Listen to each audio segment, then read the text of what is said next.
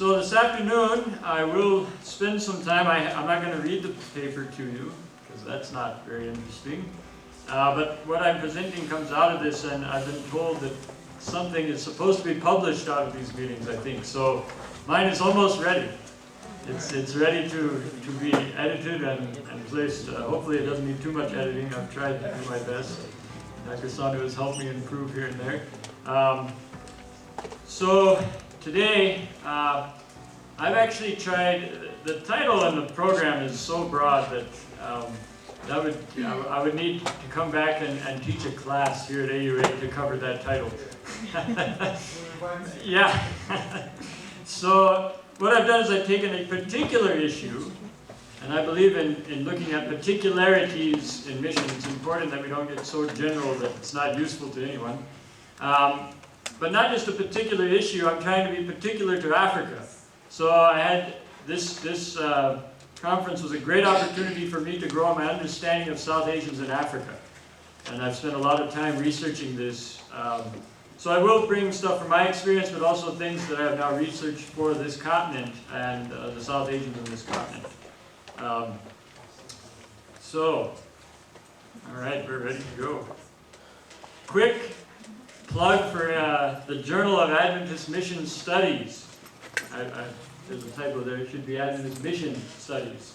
For those of you who don't know, the Department of World Mission has been editing and publishing a peer-reviewed journal since 2005 on mission issues, and there's a wealth of knowledge there.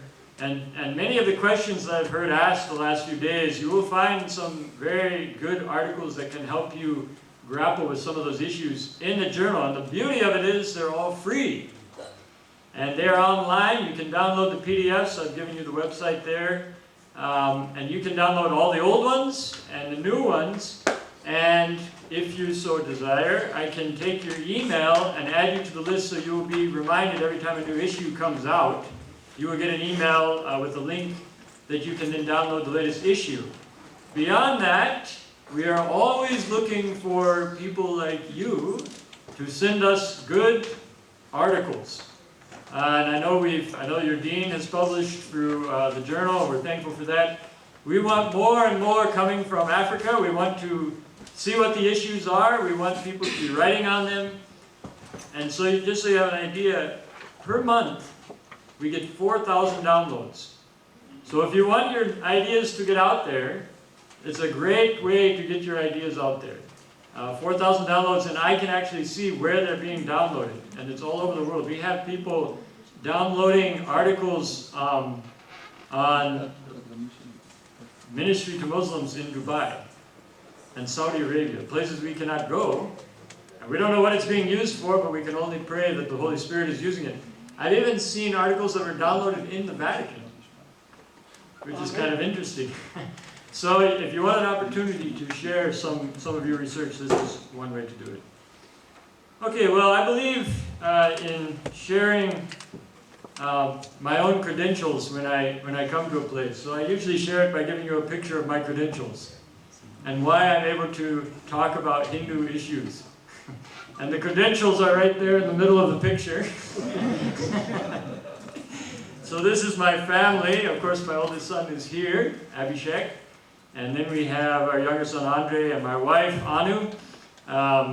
We met in India, as I mentioned earlier, about 12 years ago. Got married in India about 10 years ago. And much of the knowledge I have is really not mine. It comes from her. Been very helpful in helping me grow and learn on these issues. And the beauty of communal cultures, as many of you are part of, is when you marry, you don't marry an individual, right? Yes. Families marry each other. That's something I had to learn, because that's not how we do it in North America. So I've become part of a much bigger family. This is only a small portion. I tell the joke, it's true, but it's funny. At my wedding, we invited 500 people. In India, that's not a large amount actually, maybe a smaller wedding. We invited 500, but about 1,000 people showed up, which was good. And of those, 1,997 of them were from my wife's side, and 3 were from my side. So I'm learning, I'm growing in my understanding of family. So I'm very thankful, and when we moved back to the U.S. to Andrews University, one of our greatest challenges was loneliness. Even for me, I'd become accustomed to always having my relatives at my house all the time in India. And it's been very difficult for us to adjust back to the U.S. Thankfully, there's a large contingent of Indian students, they're actually Hindus at Andrews University, who have become our family members, and they're always at our house, so somehow we're maintaining that connection.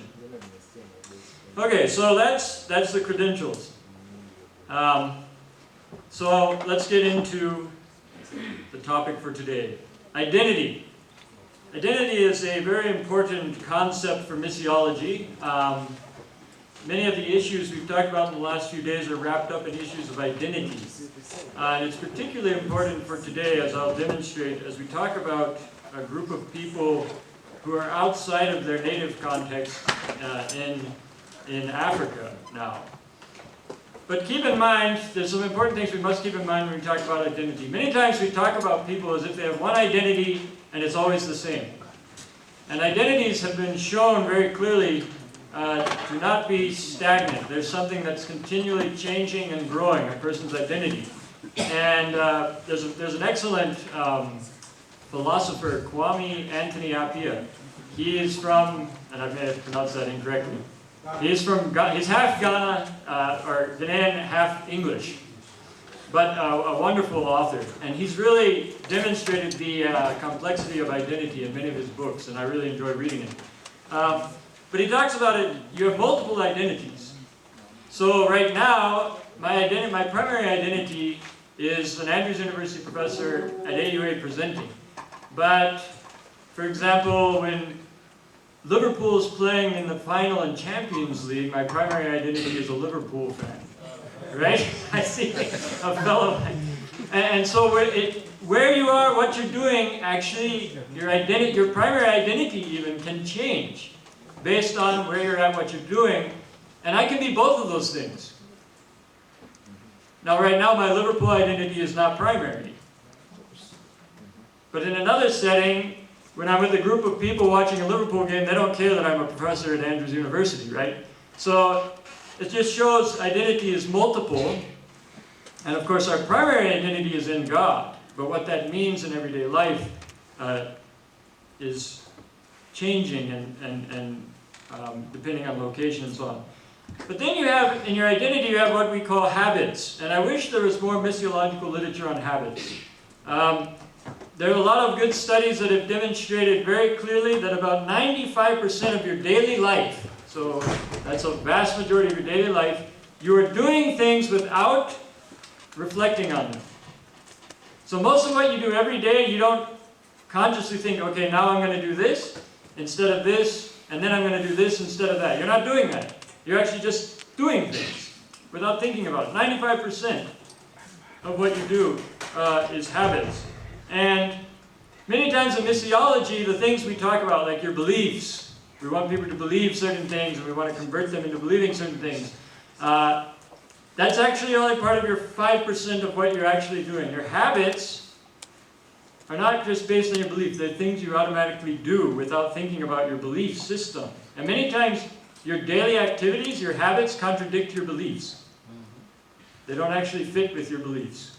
So you can believe, for example, many people who believe in Darwin's theory of evolution, if they see someone next to them who needs help, they will help them. But that goes against their belief of the survival of the fittest, to use a very simplistic reduction. So their daily habits, the way they were brought up, taught them to do something that contradicts their belief. Well, we all do that all the time in various ways. Okay? But our primary influencers for our habits are our family and friends, the people we spend, especially when we were young. We see what they do, we start doing it too. Okay? So it's very important to keep that in mind. 95% of our life is habits. So we want to talk about someone who has a Hindu identity, which involves a lot of different things, but 95% of those things that they're doing, they're not thinking about. So us coming along and saying, okay, now you should believe this, even if they say I believe it, is not going to change that 95%. We actually have to inculcate new habits. And that takes a lot of time and effort to develop new habits and break old habits. So when we talk about transformation, that's what we're talking about. Okay? Now we also believe that our identity is impacted by the Spirit of God. So we're not like, Apia is just going to tell us all the society issues that impact our identity, but he's not going to go into God's influence. But we believe we're created in the image of God, which impacts our identity, all humanity. We also believe in cosmic conflict. So everything we develop, all our habits, are developed in this sphere in which God and Satan, through their followers, are trying to get us to go their direction. And our habits are developing inside that cosmic conflict. Okay, and this is just background to what I'm about to show for the South Asians in this context. So what we can say about identity is there's a lot of tensions. You have all these things. You have your habits, beliefs, you have the Spirit of God, you have Satan. All these things are coming together in one person or even a group of people and influencing them, and out of that comes your identity. And it can be very confusing sometimes, difficult to understand. Then, if you come to a group of people who live in a place where they're the minority, South Asians in Africa being an example, all of these things become much more important to them. They hold on to all of these things much more tightly. So their identity of being South Asian, Indian, and Hindu, because they're surrounded by non-Hindus from non-Asian background, becomes very important to them. And they're going to cling to that identity as hard as they can and fight against anything that tries to change that. So when we have South Asians in Africa, they're going to work very hard to keep hold of their identity, and that will include their Hindu identity, which creates a challenge for us, right? As we share with them in this context. There's a history that's also important, and history is always important. I don't know, do they have church history yet here at AUA? Working on it. Masters. So church history is extremely important, and history in general, very, very important to understand issues of identity. So many of the South Asians who came to Africa have a history of indentured servanthood. That's how they came, especially South Africa, Kenya. They came through the British colonial system, and they came as indentured servants, especially in Kenya, to work on the railroad. That was their pride. But as they did that, they started building shops along the railroad, and then put roots down here. But their history is one of indentured servanthood, kind of a marginalized, oppressed group in some sense. And so that history included being viewed by whites, sorry, I'm missing a few words there, as inferior. So the white British Empire looked at them as inferior, and then the African population saw them maybe not as inferior, but strange and different. Right? Different looks, different rituals, different lifestyles, different foods. So they find themselves neither part of the colonial British side nor of the African side. They're somewhere outside of these spheres. And of course in South Africa this is especially true where they were strongly affected by apartheid, in which they had to go through many of the same issues as other Africans, yet they also struggled with Africans. And there were issues there, if you look into the history. And so that's part of their history, and they're passing that on, right, to their children, that this is part of their identity.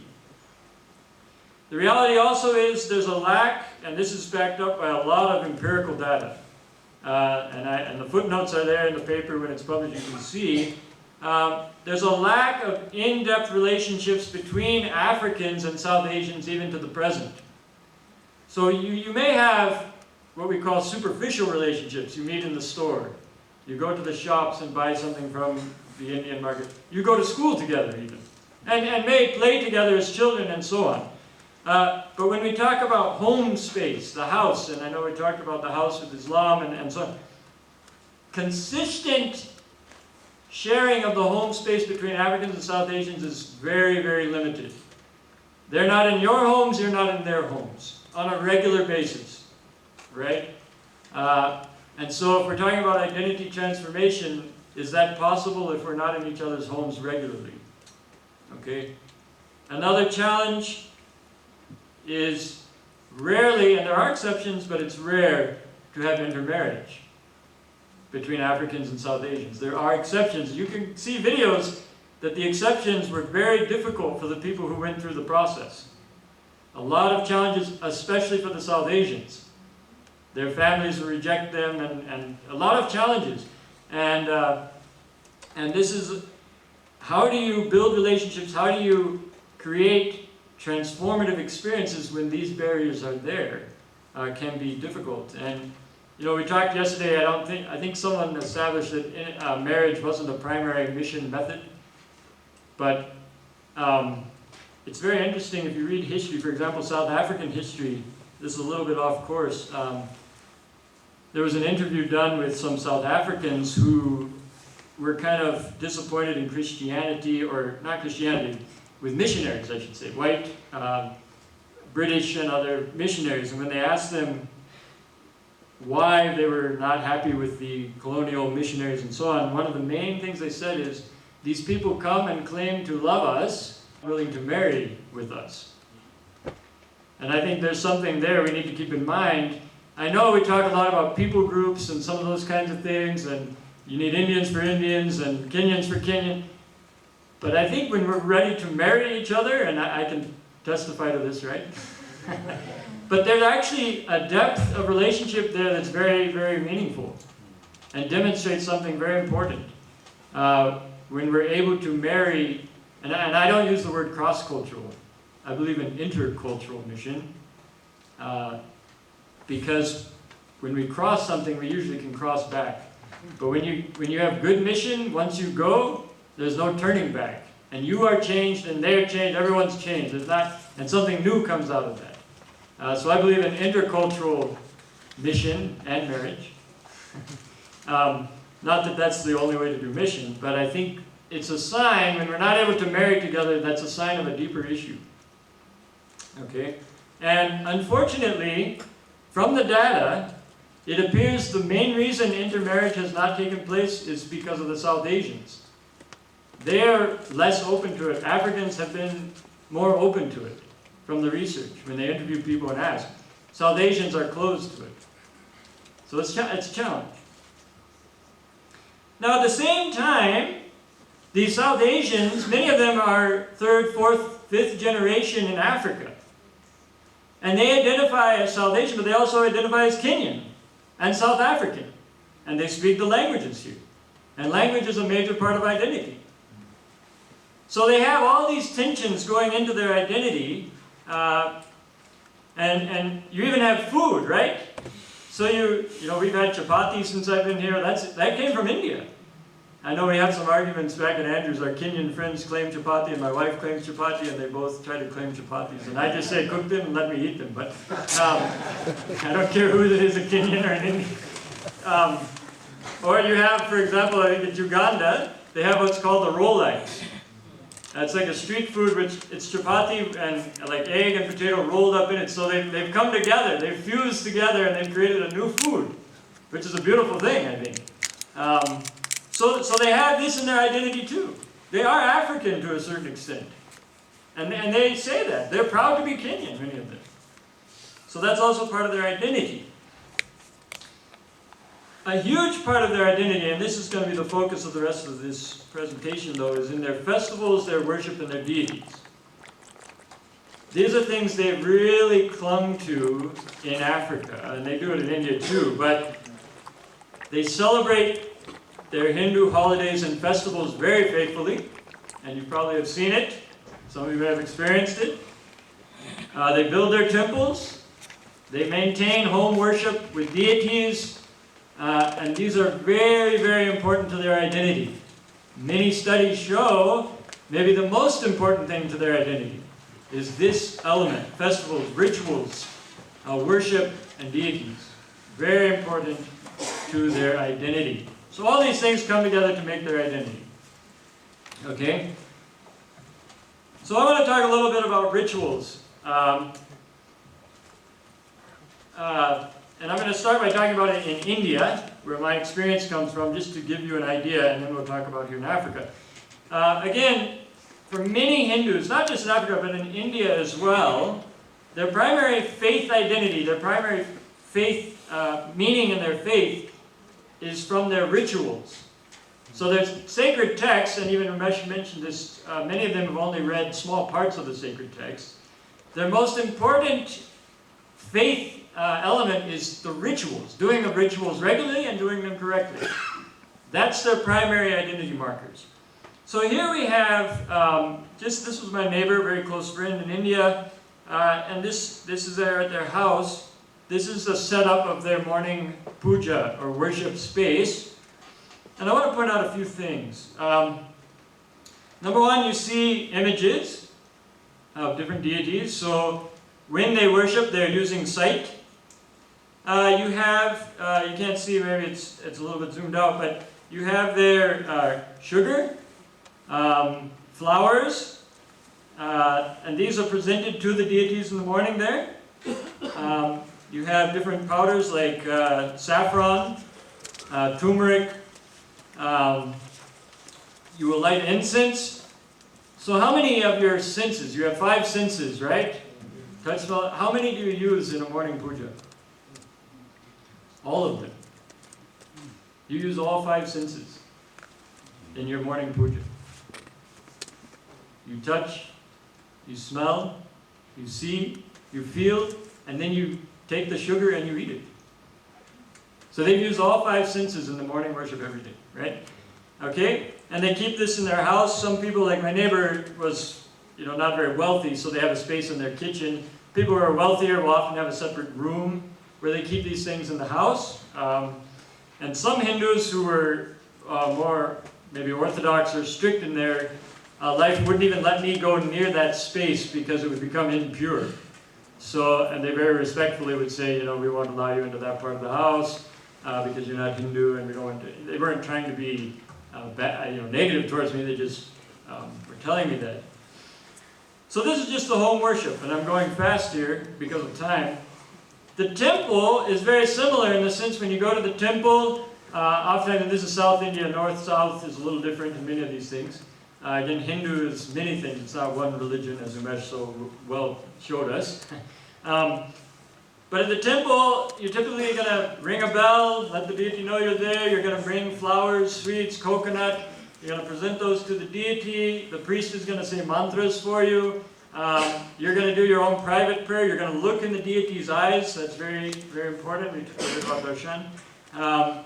The priest is going to give you your prasad. We talked about it. You're going to eat that. Again, how many of the senses are you using? All 5.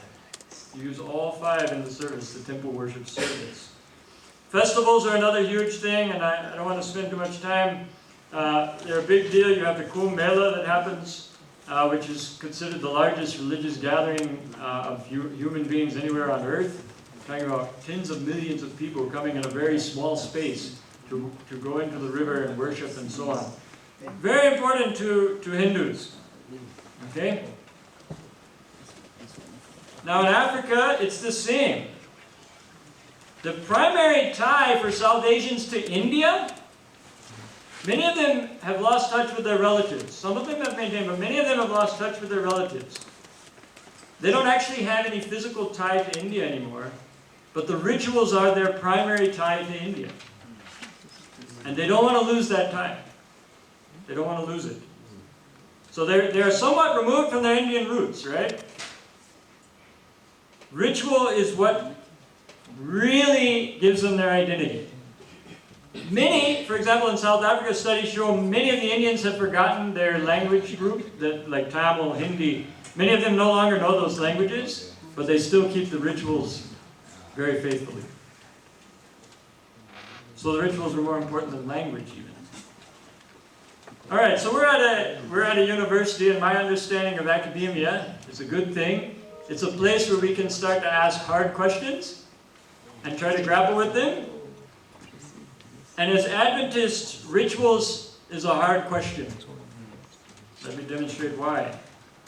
We have a very good and positive Protestant heritage, which we should be thankful for. We came in the mid-1800s out of a long history of Protestant groups, and those Protestant groups had come out of a Roman Catholic background in which rituals had been abused and misused. Therefore, we came from an anti-Catholic background in the sense of anti-Catholic ritual.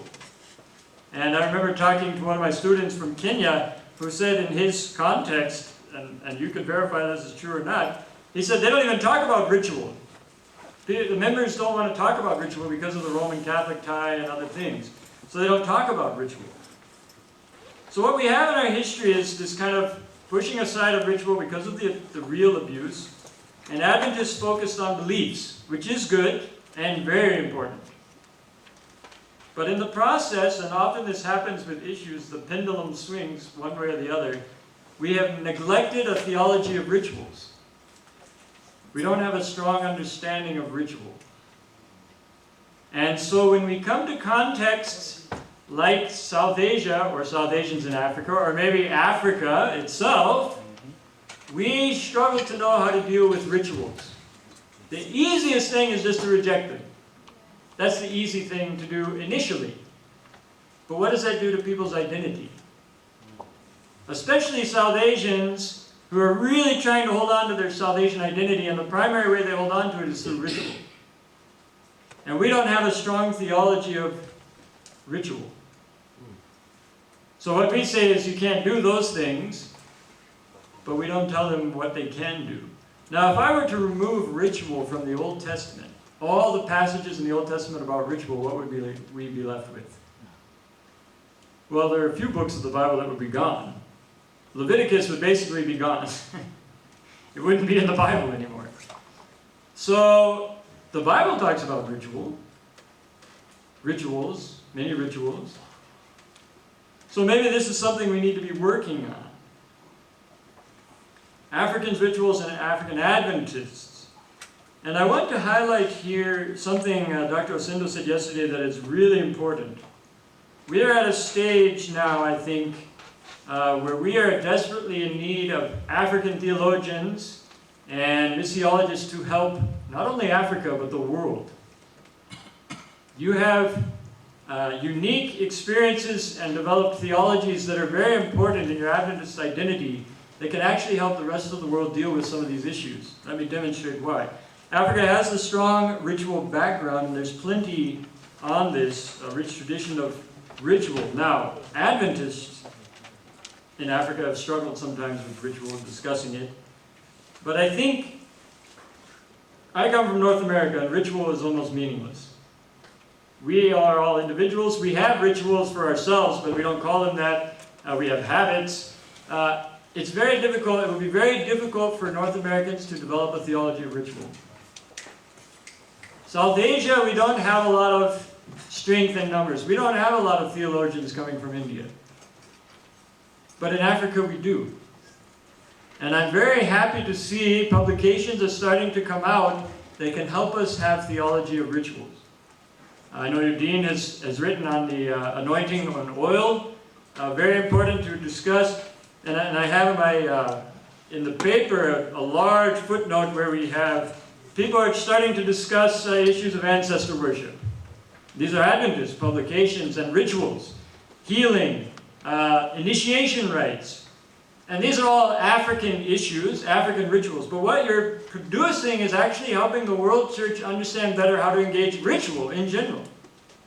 And we need that in North America. We have actually a young people who are searching for churches that have more rituals. That actually, we have cases where people left Protestant backgrounds to become Roman Catholic because they wanted more ritual.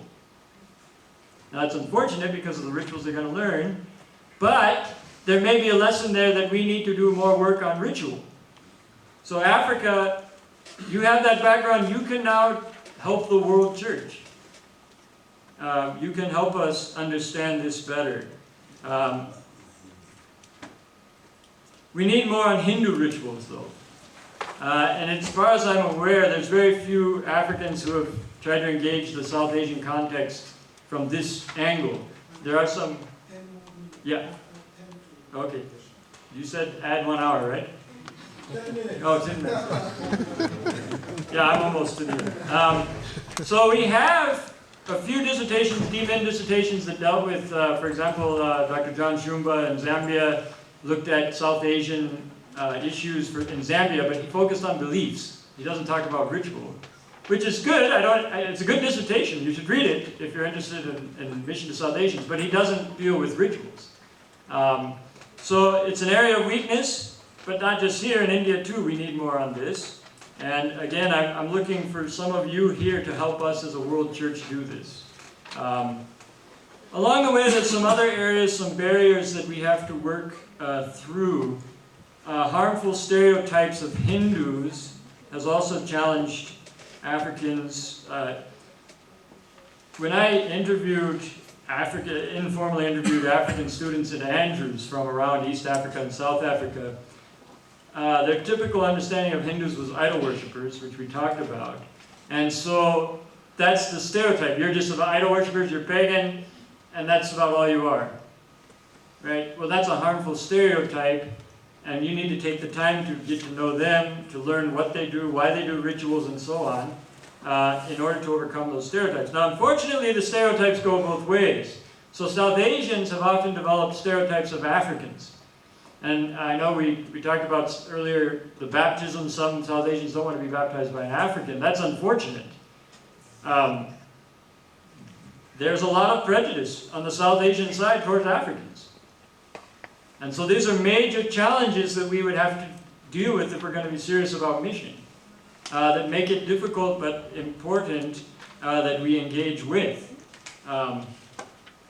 So how, I don't have the answer for all these things. It's going to take some of you taking the time, and you're going to have to basically decide, I'm willing to devote my life to interacting with a few Hindu families. My home is their home is my home.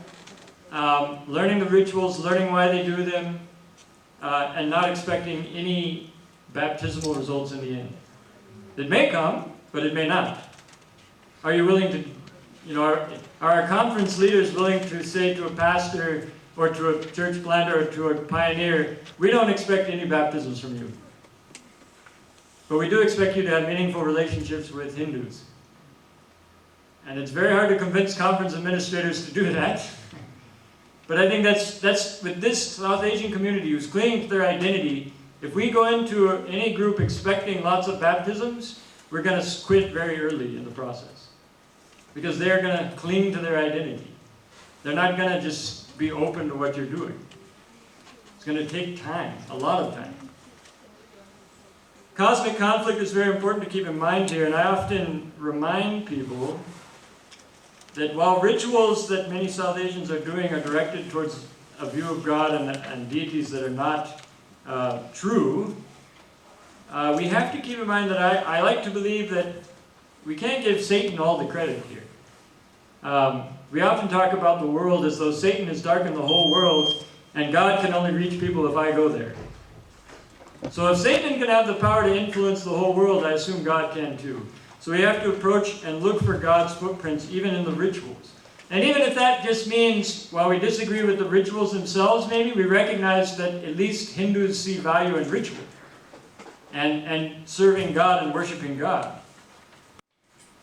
How ritual is important, not necessarily exactly the ritual in detail, but we can learn what importance there is to have rich rituals in your life that inform your faith. As Seventh-day Adventists, we have struggled with that. We have communion, which in most places is limited in what it achieves. We have foot washing, we have baptism, and then that's about all the rituals we have. And even those we haven't thought as rituals very carefully. So we need more creativity. How can we have creative Adventist rituals that are in line with Scripture Because if you're going to engage with Hindus in this context and you don't have any rituals, and you're going to ask them to stop doing their rituals, and then what are they going to do? They're just going to believe, add to this faith, and what are they going to do every day with that 95% of their life and the habits they develop? It's empty. I've had Hindus come and talk to me and say, you know, your ideas of God are very good, Jesus sounds good, but your religion is dead. You don't have any rituals. That's a dead religion. And they want me to become Hindu because they see more value in what they're doing.